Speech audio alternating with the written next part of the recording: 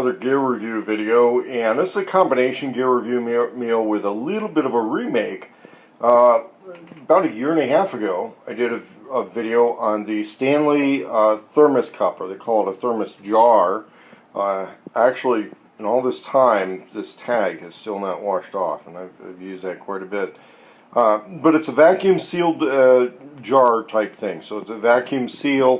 It has a insulated sealing cap. So that's all airspace in there, so that when you put stuff in here, it's, you know, about, I don't know, 12, 16 ounce jar. And it's stainless steel, it's vacuum, obviously very durable.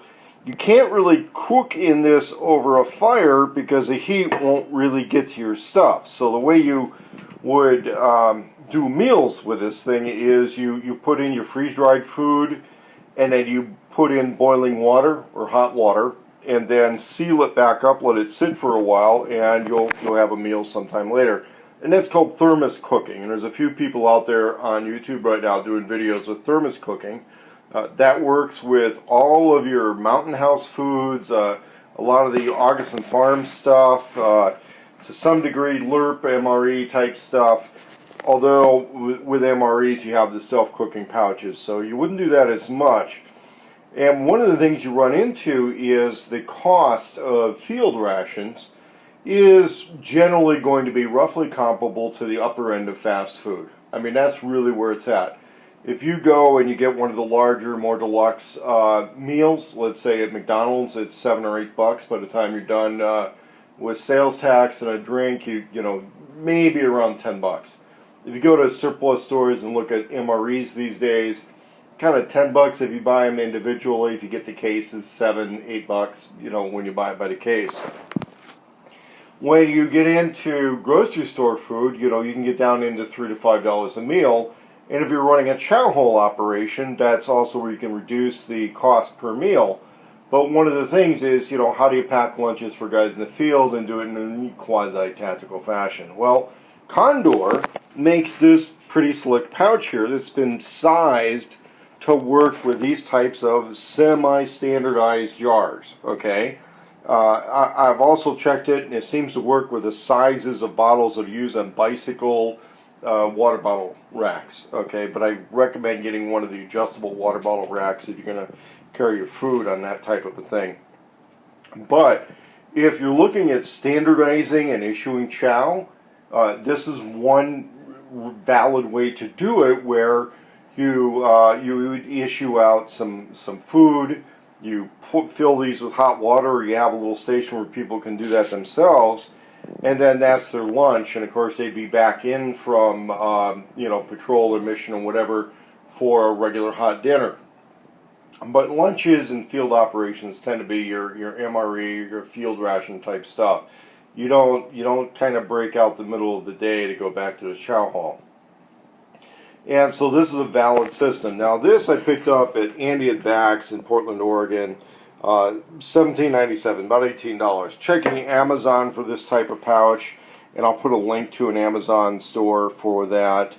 You're going to be roughly the same money. So what it is you get a padded and insulated container here. That way, if you're doing that with an Nalgene bottle or something like that, you still get some insulation on there. And of course you could wet the whole thing and get a little bit of evaporative cooling effect on that on the insulated compartment. You also get a little tube feeding area that if you do run a drinking tube through there, it can kind of work. I think the other purpose for this type of pouch was that you could use it as a padded radio pouch and then run the antenna or cables through that, and it would still work. You also have double zippers, so you could close the zipper, let's say around an antenna, and still have the antenna or some cables sticking out, and you've got the zipper mostly closed. You know, that way you can adjust the way the zipper heads go at any point around here. The secondary pouch will fit silverware as long as the handles aren't too incredibly long, along with some condiments and stuff like that, right? Drink mix type stuff. And so it's a good little sustainability, you know, chow administrative pouch to have on your gear, or just carry individually. You see it has the loops, And these are actually metal loops, not plastic. It's a powder coated metal, which is kind of a good quality touch to that. So if you wanted to put a relatively standard luggage shoulder strap or one of those little butt pack shoulder straps or something like that out of your gear, you can put a little basic shoulder strap on there, you can. And of course you have MOLLE webbing, both for this to attach onto a MOLLE gear and possibly to put a little side pouch on there. But obviously you don't want to go overboard with that.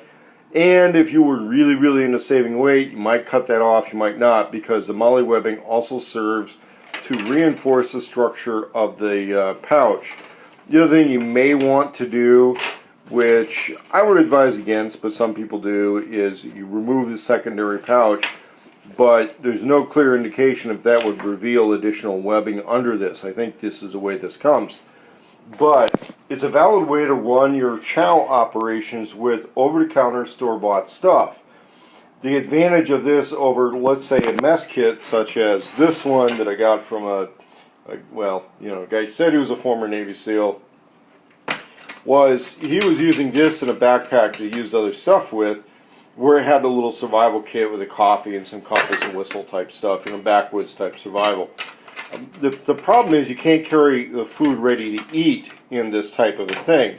You need to have some sort of a vacuum jar, vacuum bottle, where you put the food in there, and then as far as, sneaking a few bites of food, you can pull this stuff out of the pouch, open it up, and eat it out of the container, and then you can reseal that container, put it back on a pouch. It's not going to goo all over the place. And that's been one of the issues with MREs and MRE entrees is, and once you open it, you pretty much got to finish it. There are some people, let's say at the Marine Corps Crucible, where they open it up, take a couple of bites, and then put it away.